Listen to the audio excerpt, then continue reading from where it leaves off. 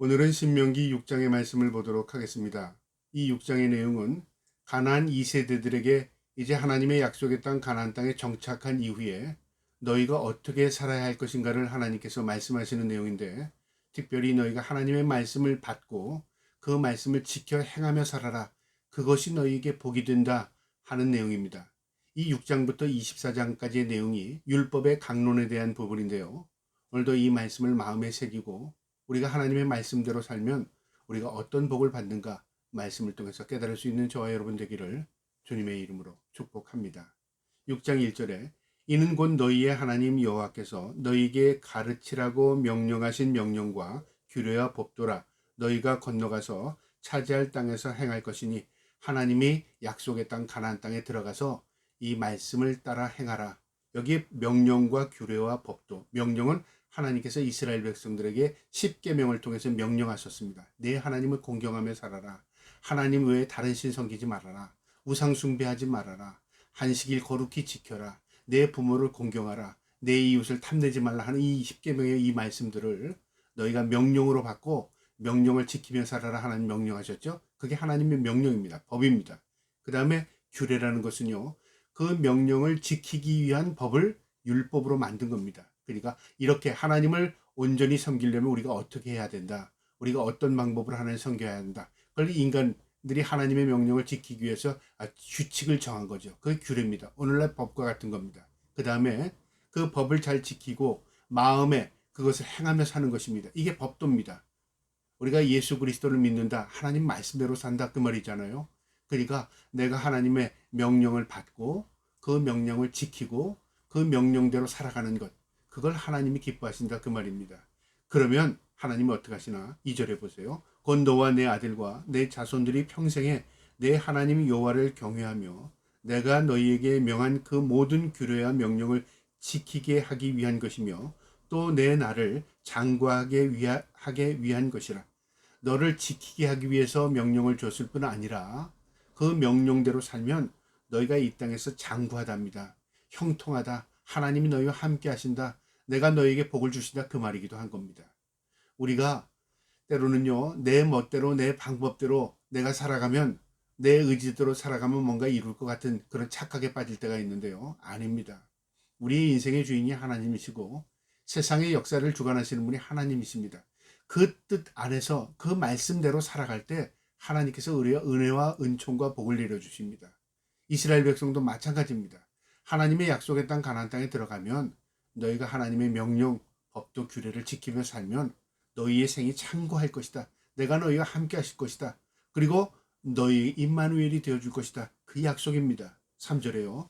이스라엘아 듣고 삼가 그것을 행하라. 듣고 마음에 새기고 행하랍니다. 그러면 내가 복을 받고 내 조상들이 하나님 여호와께서 내게 허락하신 같이 젖과 꿀이 흐르는 땅에서 내가 크게 번성하리라. 내가 그것으로 인하여 복을 받고 그것 때문에 너희가 창대해지고 그것 때문에 번성한다, 그 말이죠. 무엇 때문에요? 말씀. 내가 말씀의 법도를 지키면 그 말씀의 능력을 경험할 뿐만 아니라 그 말씀에서 참된 의미를 깨닫고 그것이 복임을 알게 될 뿐고, 그것 때문에 내 삶의 번성, 내 영역이 넓혀간다, 그 말입니다. 말씀이 생명이라, 그 말입니다. 4절부터 9절까지의 내용은요, 이제 이것을 쉐마라고 말하는데 히브리어로 쉐마, 들으라, 그 말입니다. 내 마음에 새겨라, 그 말이죠. 무엇은 어떤 것도 잊을지라도 이 말씀을 잊지 말라, 그 말입니다. 4절에요. 이스라엘아 들으라, 쉐마입니다.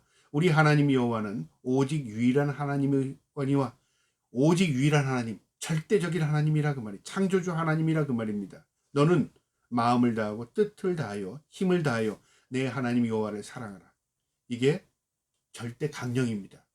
하나님은 창조주십니다. 우리 피조물입니다. 하나님을 사랑하는 것, 그것이 법입니다.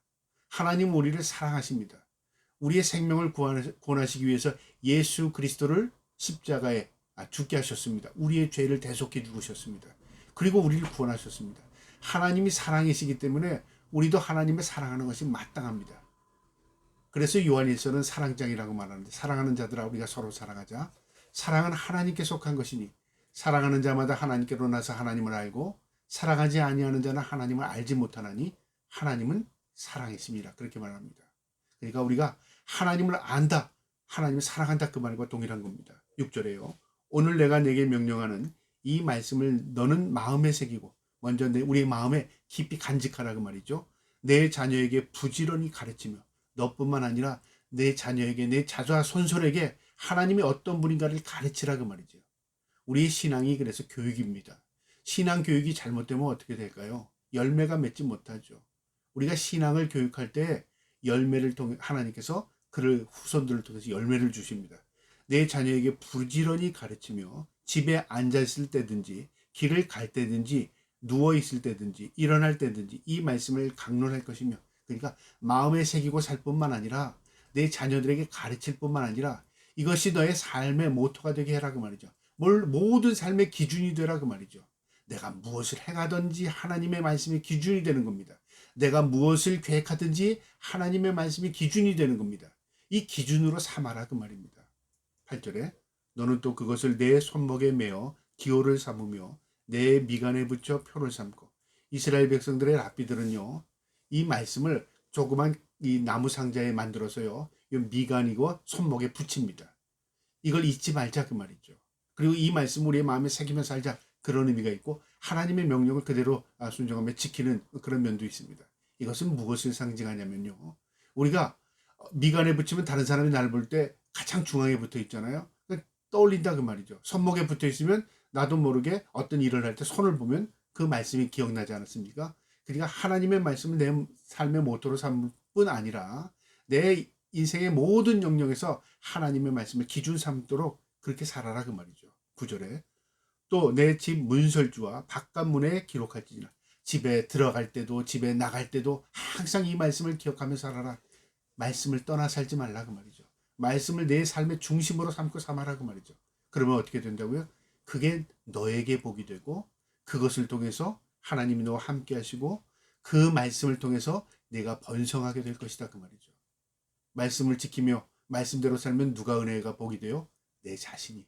하나님 그 말씀을 주셨다는 것은요 우리에게 은혜를 베풀어 주신 것입니다. 10절에요. 내 하나님 여호와께서 내 조상 아브라함과 이삭과 야곱을 향하여 내게 주리라 맹세하신 땅으로 너를 들어가게 하시고 내가 건축하지 아니한 크고 아름다운 성읍을 얻게 하시며 너희 조상들을 하나님 어떻게 이끌었나 기억해봐라 그 말이죠. 먼저 믿음의 조상들 아브라함, 이삭, 야곱 족장들이죠. 창세기에 나온 족장들입니다. 이 아브라함, 이삭, 야곱을 하나님 어떻게 이끌었는가 한번 봐라. 모두 하나님이 약속을 믿고 따랐을 때 하나님이 그대로 함께 하셨다 그 말입니다. 11절에 내가 채우지 아니한 아름다운 물건을 가득한 집에 얻게 하시며 내가 파지 아니한 우물을 차지하게 하시며 내가 삶지 아니한 포도원과 감람나무를 차지하게 하사 내게 배불리 먹게 하셨을 때에 하나님께서 우리가 심은 것이 아닌데 거두게 하십니다. 우리가 우물을 파지 않는데 우리가 그 물을 먹게 합니다. 세상의 모든 것들은요 내가 모든 게 이룬 게 아니라 다 하나님의 은혜로 얻어진 것입니다. 우린 착각하는 게 내가 직장 생활에서 내가 열심히 돈을 벌어서 내가 산다고 생각하죠. 아닙니다. 여러분. 사회가 있기 때문에 내가 일할 수 있는 것이 있고요. 일할 터전이 있기 때문에 내가 그곳에 일하는 것이고요. 그곳에 내가 들어갈 수 있기 때문에 일한 것입니다. 이 모든 것들이 하나님이 주권적인 섭리 아래 있습니다. 일터가 있어도 내가 못 들어가면 일을 못하는 것이고요. 내가 아무리 능력이 있어도 사회가 구성이 되지 않았다면 나는 사회의 구성원으로서 살아갈 수 없습니다. 이 여건과 환경을 만들어 주시는 분이 하나님이십니다. 그래서 하나님께서 모든 것의 주인이 되시는 겁니다. 그것을 잊지 말라 그 말입니다. 12절에 너는 조심하여 우리가 내가 모든 것이 잘 되고 형통할 때 조심하라 그 말이죠. 너는 애굽 땅 종되었던 집에서 인도하여 내신 여호와를 잊지 말고 너는 원래 종이었다 그 말이죠. 그런데 하나님께서 너를 해방시켜서 이 가나안 땅으로 이끌어내서 너를 입성시킨 거다 그 말이죠. 그러니까 하나님의 은혜로 우리가 구속함을 입어서 약속의 땅에 들어가게 되는 것이다 그 말이죠. 우리 개인적으로 보면 우리가 죄인된 삶, 예수 그리스도를 몰랐을 때는 우리가 죄의 삶을 살았습니다. 의식이 없었습니다. 죄에 대한 의식도요. 예수 그리스도를 믿고 하나님 말씀을 깨달으니까 죄가 무엇인가를 알게 됐습니다. 그 다음에 어떻게 될까요? 그 말씀을 지키며 죄를 멀리하며 살 때에 하나님께서 우리에게 은혜를 베풀어 주십니다. 그리고 우리의 목자가 되셔서 우리를 하나님께서 푸른 초장 잔잔한 물가로 인도해 나가십니다. 그러니까 말씀이 우리에게 길잡이와 나침반이 되듯이 우리를 말씀으로 이끌어 나가십니다. 너희가 그 말씀 잊지 마라 그 말이야. 여호와를 잊지 말아라. 13절에 내 하나님 여호와를 경외하며 그를 섬기며 그의 이름으로 맹세할 것이라. 여호와를 경외하고 섬기며 그 하나님 말씀으로 맹세하라. 하나님을 너의 삶의 중심으로 모셔라 그 말이죠. 14절에 너는 다른 신들을 곧 내 사면에 있는 백성의 신들을 따르지 말라. 이방인들이 섬기는 그런 잡신들 섬기지 말라.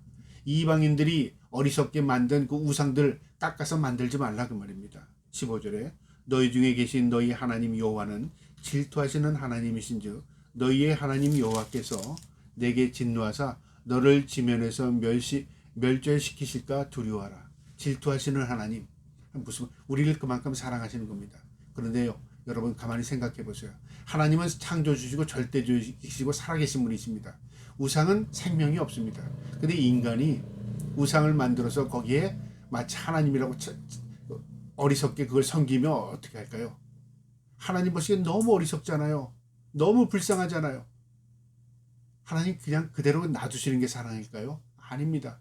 그 어리석음을 깨닫게 하시는 게 하나님 사랑입니다. 그래서 우리가요, 올바로 길을 가면 하나님께서 우리를 안 계시는 것 같지만요, 늘 하나님께서 우리가 동행해 주십니다.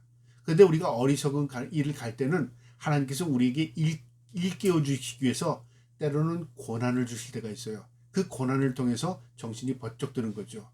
그래서 시편 기자는 시편 119편에 고난이 내게 유익이라. 고난을 통해서 내가 주의 율례를 배웠다고 말합니다.